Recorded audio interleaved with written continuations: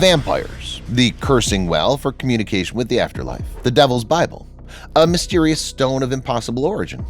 Sometimes scientists find things that were not dreamed of, even in the most terrible dreams. All these discoveries are puzzling. This is Infinity, and in this episode I'll show you these and other discoveries that no one was supposed to see. What the fuck is this? Ancient weapon. In the 1930s, an archaeologist was excavating not far from an ancient Roman-Persian battlefield and quite accidentally stumbled upon something insanely interesting. Excavating it a little better, the archaeologist saw that he had discovered an ancient building, or rather a whole system of tunnels hidden in the depth of the land. But further on, this find began to take on a creepy character. It turned out that in this very tunnel, there were about 24 bodies of soldiers who were apparently struggling to get away from something or someone. After investigating the area, scholars concluded that it was likely that when the Romans heard that the Persians were digging a tunnel under the city, they decided to dig their own in order to counterattack them. The problem was that the Persians got wind of it and set a trap. As soon as the Roman soldiers descended into the tunnel, they were encountered by burning sulfur and bitumen, and this hellish mixture turned into poison in human lungs. Thus, an ordinary tunnel under the city became a hopeless trap, and the bodies of the dead were not found until more than 1,000 years later. What the fuck is this? Female vampire. In 2022, scientists unearthed a relatively old grave that dated back to the 17th century. It contained a skeleton of a girl, but most interestingly, there was a sickle hanging directly above the neck of the person. This was done to prevent the human from rising from the dead. Moreover, it used to be believed that the buried one was not human at all, but some other dangerous creature, such as a vampire. According to one version, myths about vampires are of purely Slavic origin. They became widespread in other cultures after the resonant report of some dead man from a Serbian village who allegedly showed no signs of decomposition and had fresh blood in his mouth. Who knows, maybe the noble woman they found really did have some kind of essence living in her. We can only hope that the archaeologists didn't touch the sickle and didn't release her. The Philosopher's Stone. It's the Philosopher's Stone that I'd like to call the next find because, in fact, it's also become the quintessence of wisdom and enlightenment. This is the Rosetta Stone, found at the very end of the 18th century. When people found the stone with inscriptions in different incomprehensible languages, they had no idea of the importance of this find.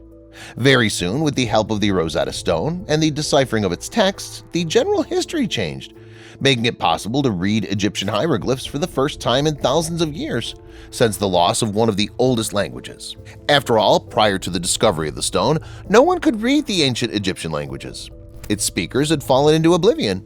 People tried to decipher it somehow, but the absence of any text written in ancient Egyptian and any other known language at the same time didn't allow this to happen.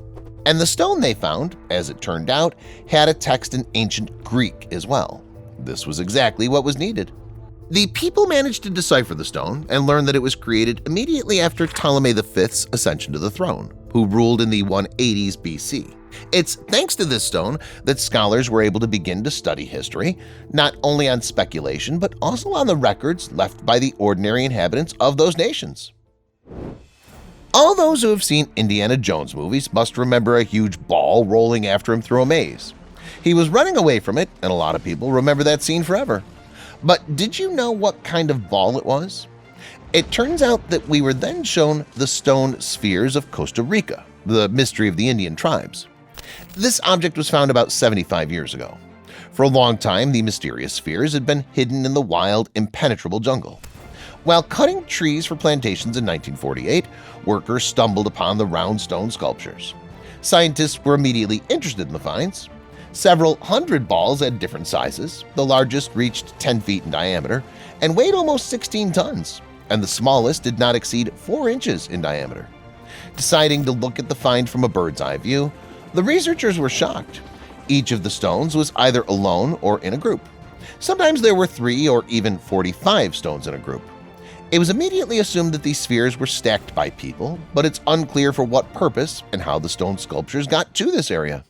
What the fuck is this? Another excavation was underway in Greece, and who would have thought that people would stumble upon a rather ancient curse? More precisely, they stumbled upon the lead tablets containing it. But first things first. Long ago, people could place curses in graves, bury them deep in the ground, and so on. This was done so that forces from the afterlife would hear a person's pleas as quickly as possible. The curse itself and the name of the victim were written on the tablet. Sometimes it was possible to see several names at once. The government knew about this and rather quickly, as early as 300 BC, decided to take the first step to stop such actions. The king appointed certain people to watch over the order and not allow anyone to bury the tablets in graves or just under the ground. This law was enforced, and there were far fewer offenders. However, this gave rise to a whole new kind of contact with the world. People began to throw the tablets into wells, and because water had a special meaning in the life of the Greeks, they also threw in gifts of all kinds, like vessels with incense. Modern people have found one of these wells, which contained a number of all kinds of gifts from the Greeks, as well as about 30 lead tablets with the names of the victims. Some had in order to win a lawsuit. Other tablets cursed an opponent in a dispute or asked to win in a sport against someone. Who knows if we should have brought up all these dirty requests and curses? Maybe they belong down there somewhere. What the fuck is this? The Codex Gigas. The Codex, also known as the Devil's Bible, is the largest and at the same time one of the strangest medieval manuscripts that mankind has ever found. The Codex is surrounded simply by the darkness of various legends, mysticism, and paranormal stuff. There are two features of this book: its size and its unique representation of the devil. The Codex is so big that it took more than 160 animal skins to make it. Plus, it's so heavy that it takes 2 people to lift it. At the very least, the Devil's Bible is almost 3.2 feet high. Speaking of the Devil's Bible, the book is so named because of the legend, which says that this manuscript is the result of a pact with the devil. The uniformity of the handwriting suggests that it was written by one scribe, a monk sentenced to death for breaking his vows. According to legend, this monk offered to let the judges release him if he would create a book filled with the knowledge of the world. His offer was accepted, but on the condition that the monk succeed in completing the monumental manuscript in one night. The only way to accomplish the insurmountable task was with the devil's help. By selling his soul to him, the man was able to fulfill the order and gain his freedom. This codex contains a complete translation of the Bible into Latin, as well as several other useful texts. Also, remarkably, the book depicts the devil on one of its pages.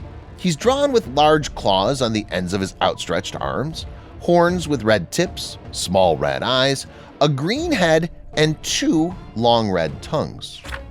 The next page shows the city. Such a decision to draw a free city and the devil next to each other is perceived by scholars as a personification of the author's message, like it's a reflection of what awaits people if they live good or bad lives. What the fuck is this? The Mystery Stone. This is another name for the Lake Winnipesaukee, found in 1872. It was discovered by a simple man who wasn't even looking for anything. He only hired workers to dig holes for the fence in his private house in Meredith, New Hampshire. Well, as you can imagine, during the excavation of the holes, people found a strange stone object of black color and egg shape. As it turned out later, the mysterious stone was made of quartzite, which is considered one of the hardest rocks. Immediately, a logical question arose. How did quartzite end up here in the first place? After all, there aren't any deposits of it in these territories. Probably the artifact was imported by someone. And it would be okay if it was just a stone, but there are also images on it. The largest drawing on the stone is a human face.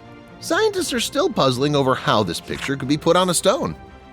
If you go down to one side of the engraved face, you can see an ear of corn and an Indian wigwam. To the Native Americans, corn was a mysterious cereal that was given to humans by the gods who came down from heaven. But the most interesting thing about this find is not what's painted on it, but the fact that the scientists who have this egg in their museum haven't touched it lately. Most likely, the study of the object has been halted because it raises extremely uncomfortable questions. In the 17th century, a nun named Isabella Tomasi became the devil's possessed. At least, that's what she told her friends the next morning. The proof of this was a letter written by herself. The girl, in her own words, woke up in the middle of the night, her hands were covered with ink, and on her lap there was a strange, completely incomprehensible text in some foreign language. The nun showed the note to her colleagues, but no one could help her. And now, more than 300 years later, scientists were finally able to figure out what was written there. A group of Italian programmers wrote software to decipher such messages. It turned out that what Isabella was writing was completely unrelated faces. One phrase said, "God will not help people." The other was God, Jesus, and the Holy Spirit. From the fact that the translated text was loosely connected, people concluded that the nun had a seizure and had to make the text up herself. The girl knew several languages and probably figured out how to connect them personally. Also, according to some sources, the nun suffered from schizophrenia. So, what do you think? Should we write it all off to the woman's illness? Or could she have been indeed possessed by the devil? Share your thoughts in the comments. Thanks for watching, and see you later.